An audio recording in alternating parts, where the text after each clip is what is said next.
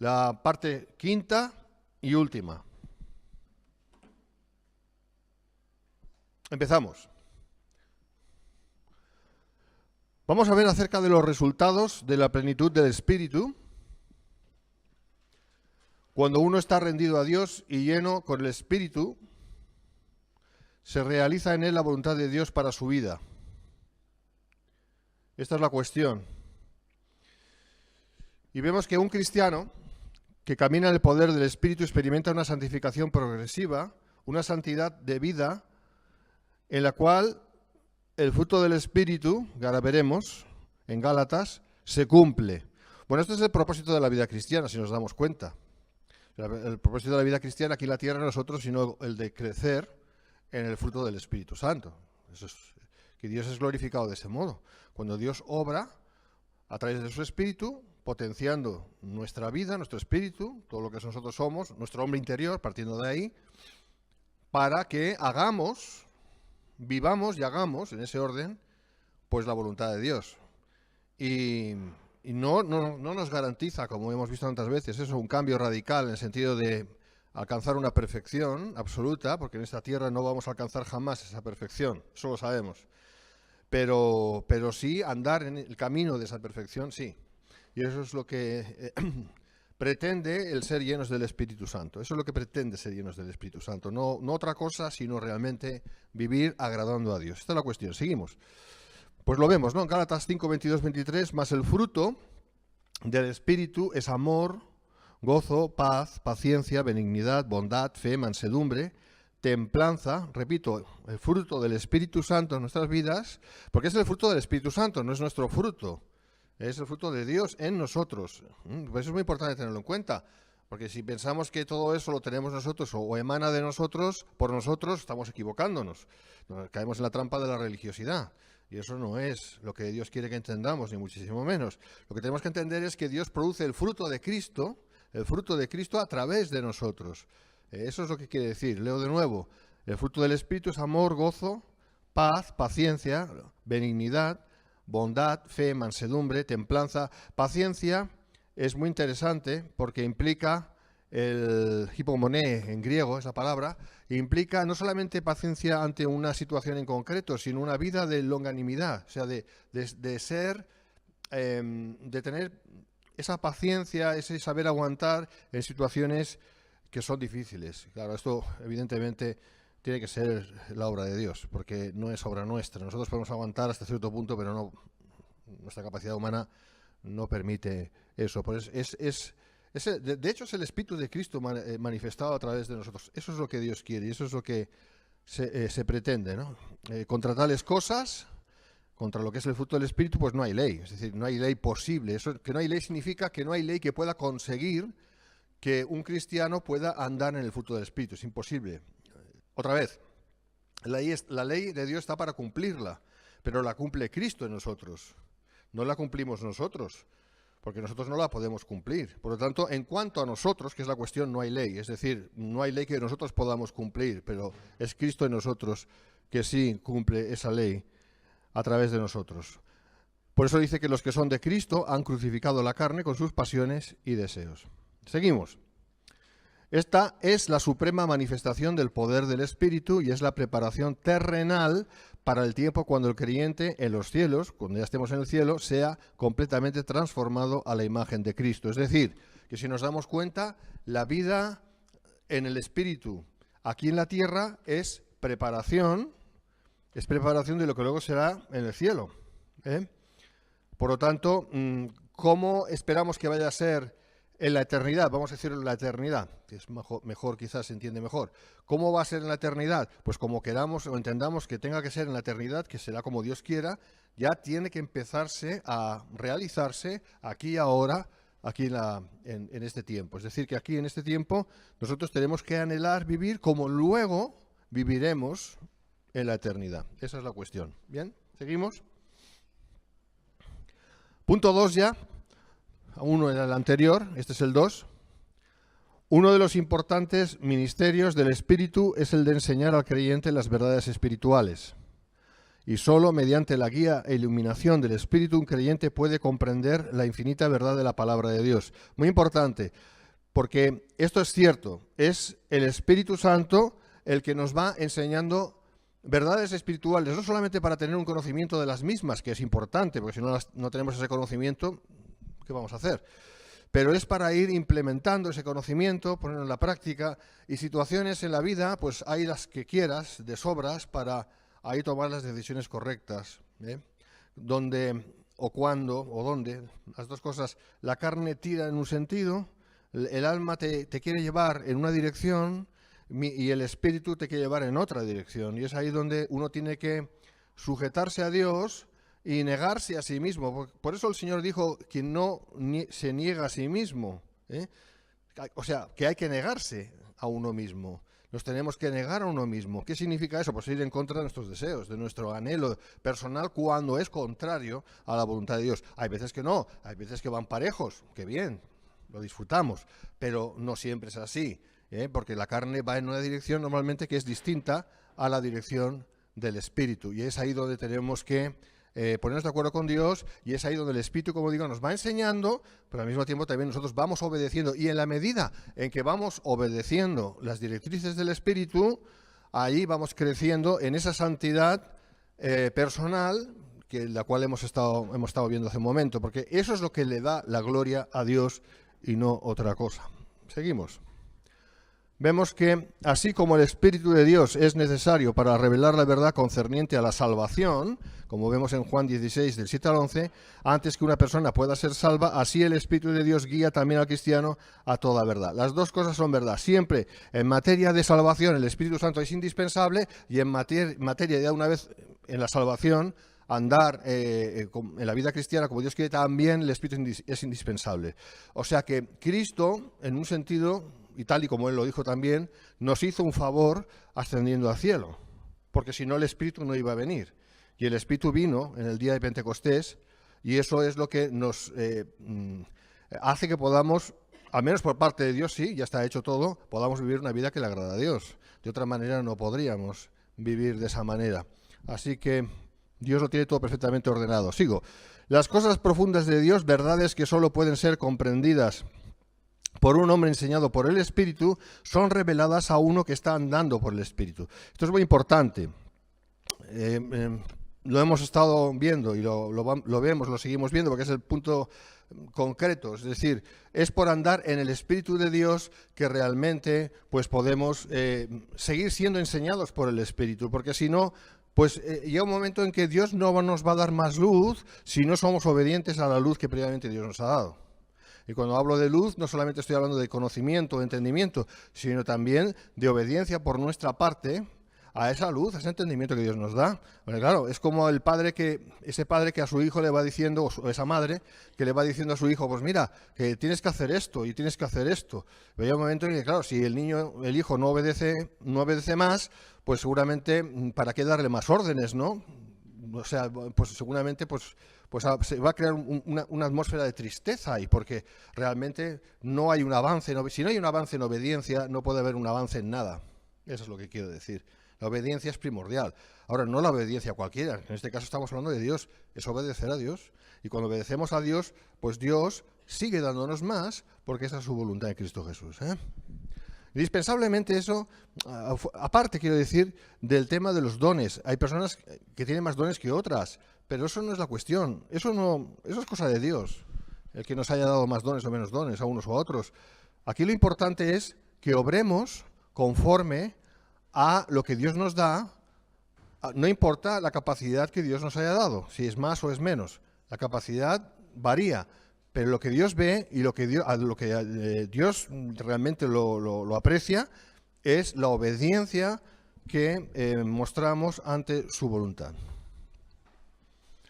1 Corintios 2:9, respecto a esto que dice, verdades que solo pueden ser comprendidas por un hombre enseñado por el Espíritu, son reveladas a uno que está andando por el Espíritu, es decir, conforme a obediencia, ¿no? Pues bueno, aquí lo vemos, 1 Corintios 2:9. Antes bien, como está escrito, cosas que ojo no vio, ni oído yo, ni han subido en corazón de hombre, son las que Dios ha preparado para los que le aman. Bueno, me detengo aquí un momentito para ir viendo estas cosas y entenderlas bien. Como está escrito, cosas que ojo no vio, es decir, cosas que no han sido reveladas en lo humano a los hombres, cosas que no han sido entendidas de parte de Dios a los hombres, tampoco que han subido al corazón del hombre, es decir, que no han sido entendidas por el hombre, porque no está en su capacidad de entenderlas, porque son demasiado excelsas, demasiado altas estas cosas, pues estas son las que Dios ha preparado para los que le aman.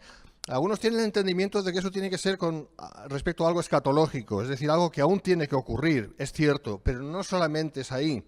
Aquí y ahora también. Aquí y ahora Dios nos da y quiere dar revelación, entendimiento de sus cosas, cosas que nadie ha oído, que nadie ha visto, que no han subido en el corazón del hombre, que no son humanas, por la caída del hombre, etcétera, pero que Dios las quiere dar a aquellos que realmente le aman. Porque esa es la cuestión, amar a Dios, para los que le aman. Ahora, amar a Dios evidentemente implica que Dios nos ha amado primero. Eso está claro. O sea, nadie puede amar a Dios porque sí. Amamos a Dios y en la medida que le amamos es porque Dios nos ha amado primero. Dios nos ha dado la capacidad de amarle, Dios ha obrado y sigue obrando en esa trayectoria, por eso la gloria siempre es para Dios. Y en base a lo que Dios previamente ha hecho, nosotros podemos responder. Siempre nosotros respondemos. Ese es el entendimiento cristiano, bíblico. Nosotros solamente podemos responder a algo que Dios ya previamente ha hecho. Nosotros no tomamos nunca la iniciativa porque, espiritualmente hablando, porque no podemos, porque somos criaturas y además caídas. Es Dios quien lo hace y en la medida en que Dios lo va haciendo, nosotros sí podemos responder conforme Dios está obrando y conforme su voluntad. Y ese es el discurso. Seguimos. Punto 3. El Espíritu Santo guía a un cristiano a aplicar las verdades generales de la palabra de Dios a su situación particular, es decir, a su vida.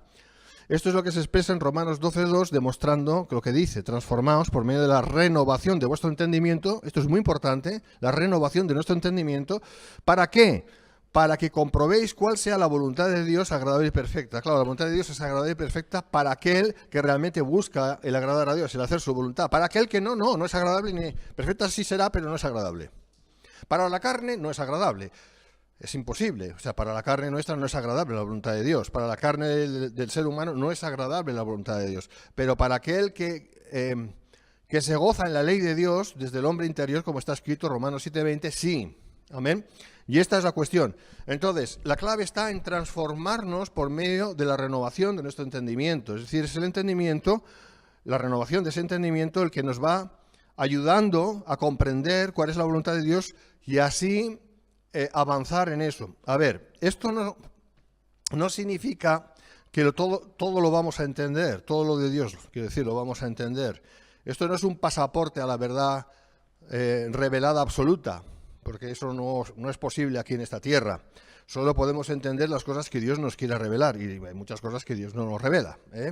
Y ahí es donde nosotros nos humillamos delante de Dios y decimos, bueno, Señor, pues no lo entiendo, pero confío en ti, confío en que tú sí sabes, y yo pues descanso en ti y en el poder de tu fuerza. Amén. Esa humildad es importante. Pero sí que es cierto también que hay muchas cosas que Dios nos quiere dar a entender y las podemos entender si solamente estamos dispuestos a entenderlas por previamente obedecerle. Eso implica la plenitud del Espíritu.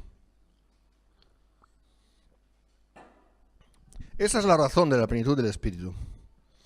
Seguimos. Como sucedió con el siervo de Abraham, sabéis la historia del siervo de Abraham, ¿no? Cuando Abraham ya había tenido Isaac estaba ya en tiempo casadero, ya iba y le busca una esposa, ¿no? Todo aquello le envía a su siervo a su tierra de origen para que le encuentre su esposa, etcétera, etcétera, ¿no? Bien, ese es el punto. Entonces, ahí lo vemos esto claro, lo que estamos diciendo acerca de la vida particular de cada uno, acerca de cuál es, cómo orar a Dios, cómo vivir una vida que pueda agradar a Dios en nuestros términos personales, cotidianos, en nuestra cotidianidad. De eso estamos hablando ahora, ¿no? Bueno, pues ahí lo vemos, Génesis 24:27, guiándome Jehová en el camino, ¿no? Así que así como el siervo de Abraham experimentó la guía del Señor en su camino, porque él salió sin saber a dónde iba realmente, no sabía lo que se iba a encontrar, pero vio como Dios iba prosperando su camino, que Dios fue prosperando su camino hasta que al final consiguió de parte de Dios lo que tenía que conseguir para su Señor, ¿no? Para Abraham, ¿no? Pues bien, esta es la cuestión. Eso es un ejemplo muy claro para nosotros también, con mayor razón, en esta dispensación actual de la gracia y la verdad.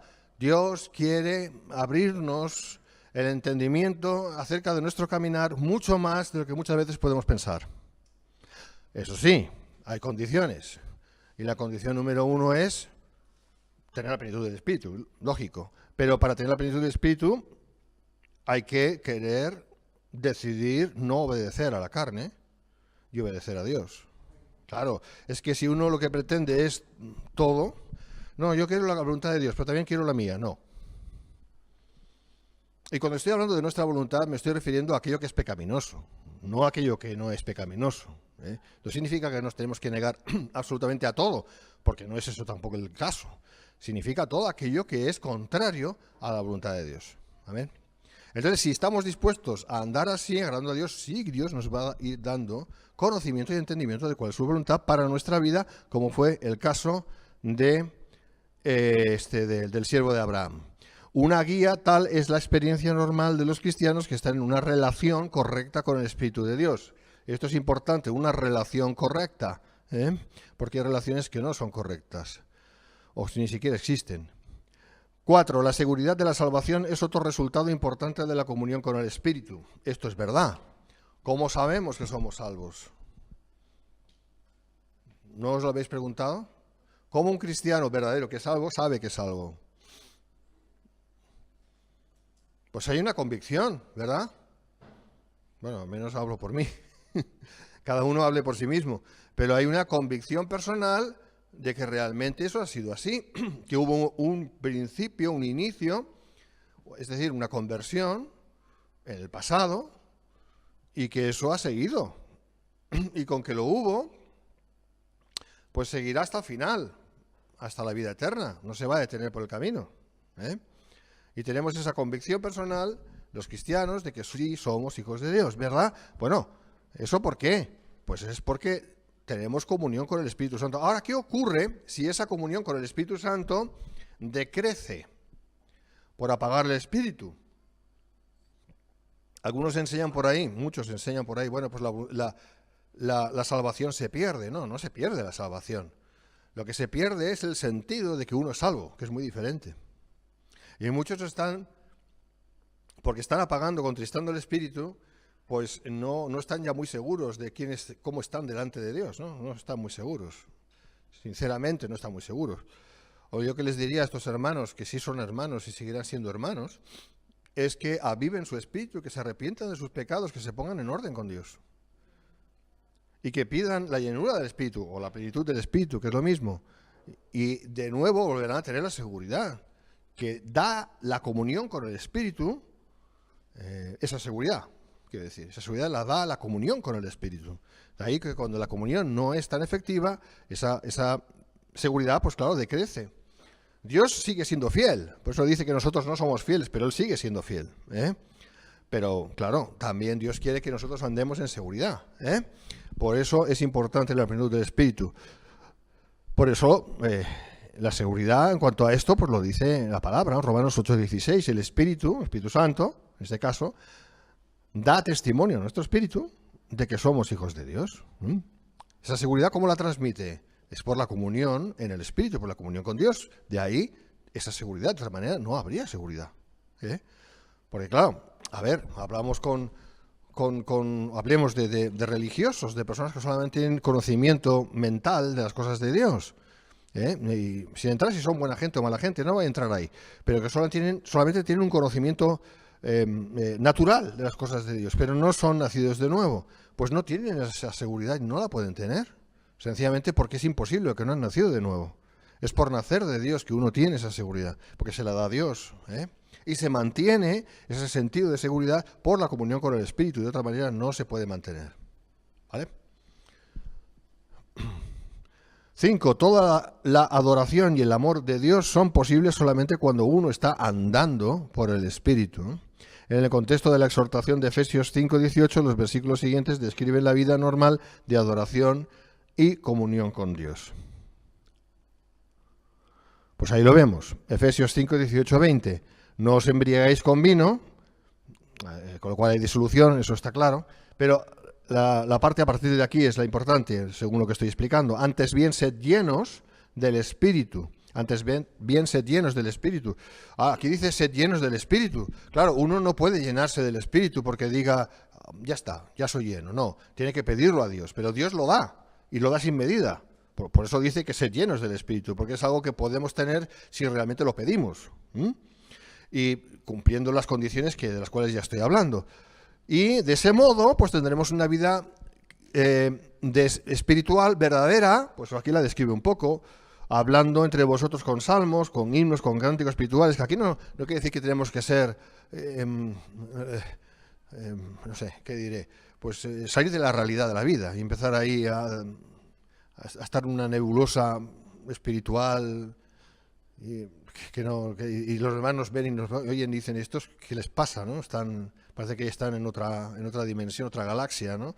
No se trata de eso, no se trata de hacer cosas antinaturales, en el sentido de que tampoco tengan nada que ver. Pero lo que está hablando es del sentido. Yo creo que Pablo aquí está, inspirado por el Espíritu, está hablando de lo que es realmente una vida cristiana verdadera desde el interior. Pues desde lo interior, pues sí, Salmos, que es la palabra de Dios, aquí Salmos es la palabra de Dios, tener presente la palabra de Dios, himnos y cánticos espirituales, pues dice espirituales, no necesariamente tenemos que estar cantando todo el día, hola, ¿qué tal estás, Inés? Bien, ¿y tú? Aleluya. O sea, no se trata de eso, todos entendemos eso. Se trata de tener una vida de gozo, de presencia del Espíritu, y los cánticos, pues bueno, unos son más cantantes que otros, ahí no vamos a entrar. Hay hermanos que no son nada musicales, entonces ¿qué les vamos a pedir? ¿Que aprendan solfeo? No. A ver, lo que se trata es de tener una vida activa en el Espíritu. De eso básicamente se está hablando la palabra, ¿no? Alabando al Señor. Pues alabar al Señor es una actitud previamente, parte de una actitud. Porque si no tienes una actitud de alabar, no vas a alabar, Entonces, parte de una actitud, una manera de vivir, en vuestros corazones, dice, en vuestros corazones. Claro, no se trata, como unos han entendido. Claro, pero es que aquí lo que me dice es que si yo estoy en el trabajo y empiezo a alabar al Señor, pues claro, me van a echar. Y digo, seguro. O sea, tener un poco de cabeza. O sea, no se trata de hacer locuras. No se trata de que tú estás en tu puesto de trabajo, imagínate que eres telefonista, ¿no? Y estás ahí atendiendo al público y de repente te sientes muy inspirado o inspirada, depende si eres hombre o mujer, y empiezas, aleluya, y tienes el cliente ahí y dice, ¿cómo dice? No, es que, perdón, es que me ha salido así. No, o sea, ten cabeza, Ya, pues todos entendemos eso, de todos modos. Bien, sigo. Bien, entonces,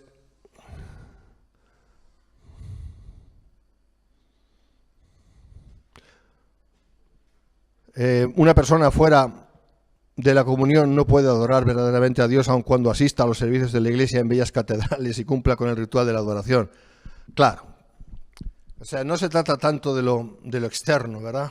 La adoración, otra vez, parte del interior, parte de un corazón agradecido, parte de una verdadera y real relación, comunión con Dios.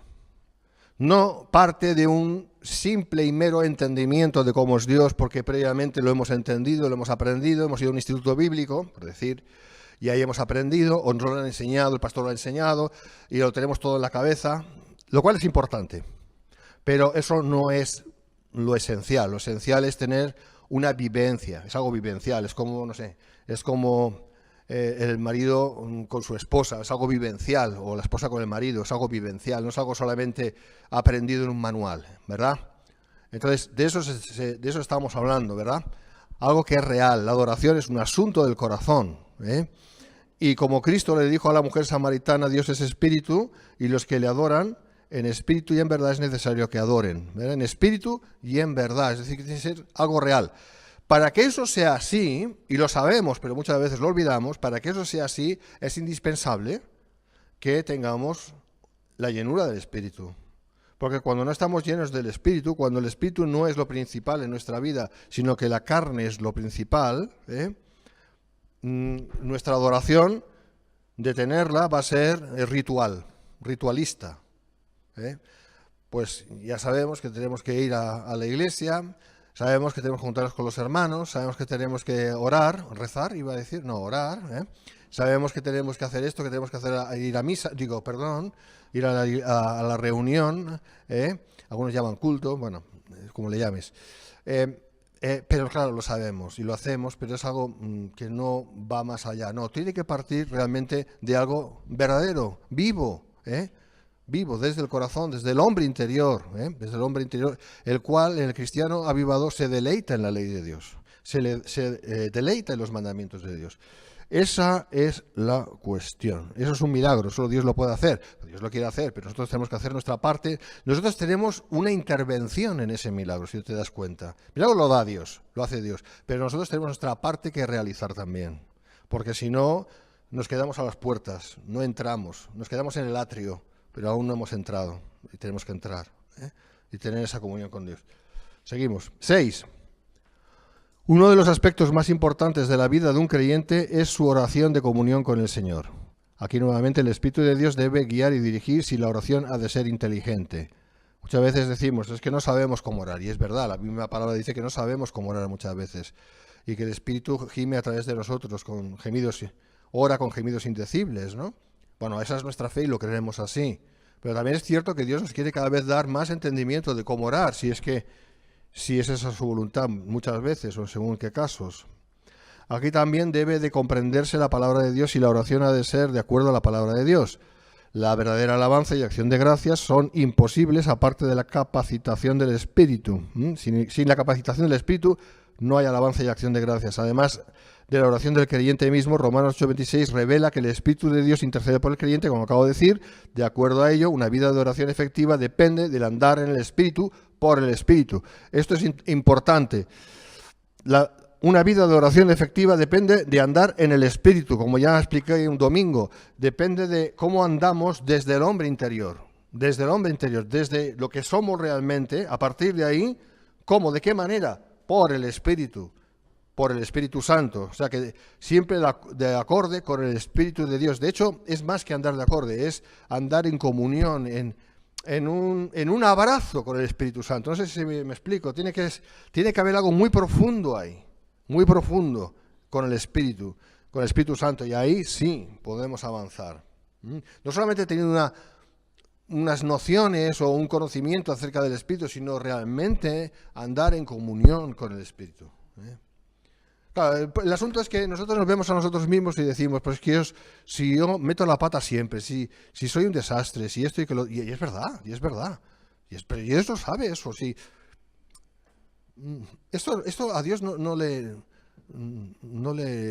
asusta, o sea, es que Dios sabe cómo somos, pero a pesar de todo esto, Dios tiene la suficiente capacidad, fíjate qué manera de hablar, para que podamos nosotros andar en comunión con el Espíritu de Dios. O sea que Él lo hace, solamente que nosotros tenemos que creerlo. Eso es andar por fe, porque está revelado. Si no estuviera revelado, pues entonces vale, pero con que está revelado, ya solamente se trata de meternos en ello, andar por fe, y eso actúa. ¿Sabes lo que va a pasar? Que cuando así andemos, se va a levantar mucha oposición. Es la posición del enemigo, que va a intentar parar eso, que va a intentar recordarnos lo malos que somos, todo lo negativo de nosotros. Pero es ahí donde de nuevo nosotros tenemos que responder con fe. No porque no tenemos que vernos a nosotros mismos como yo puedo, ¿no? Como aquel supercampeón, no, sino todo lo contrario, con que soy tan débil por mi humanidad, soy tan débil, necesito de ti, Señor.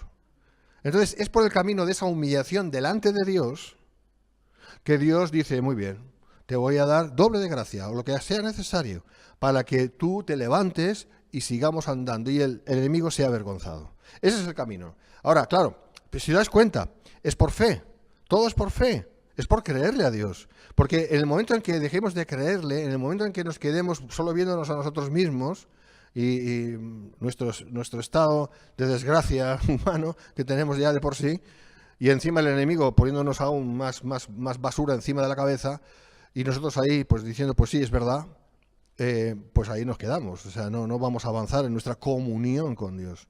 Pero avanzamos en nuestra comunión con Dios cuando realmente decimos, es verdad, todo esto, soy un desastre, tú eres muy malo, Satanás, eso también que lo sepas, pero Dios me ha dicho que Él me ama y con que me ama me va a capacitar para yo poderle amar y poder seguir teniendo una comunión vivencial, práctica, realista, diaria, cotidiana con Dios.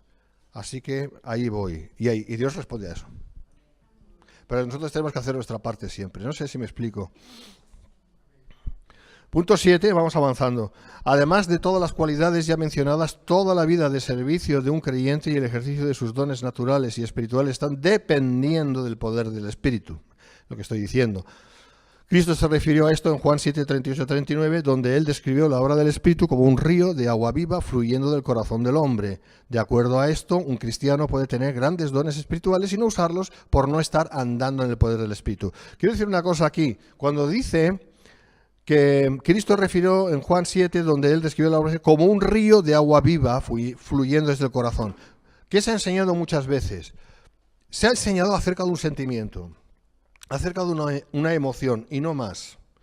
Y ese fluir, los ríos, es como que uno experimenta una especie de apasionamiento. A ver, pues a veces sucede esto y a veces no. Y la mayoría de las veces no sucede, porque no tienen nada que ver los ríos de agua viva con emociones, sino con el hecho de que el Espíritu Santo se mueve de esa manera. Y quiere moverse de esa manera en nosotros, como un río que fluye. O sea, está hablando de algo práctico, no está hablando de un sentimiento como uno se mete en un río y parece, y ahí va flotando y parece que va hasta asciende las nubes y luego baja, luego va a subir.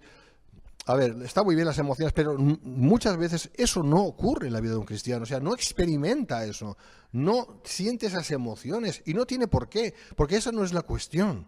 Insisto, en este punto es importante. Lo que aquí Jesús estaba diciendo es cómo el Espíritu Santo se mueve, como un río de agua viva. Es decir, transportando al cristiano en la dirección de Dios.